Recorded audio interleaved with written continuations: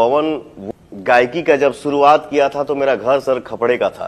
पापा के कमाई से आंगन के आगे एक ढाबा होता है हमारे गांव में, होला ना कि दुआर ढाबा पे आंगन।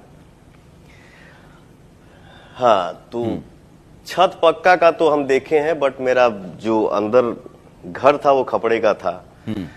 तो कथरी बिछा के छत पे लड़का सोता था, पवन सिंह का पूरा परिवार, चाचा।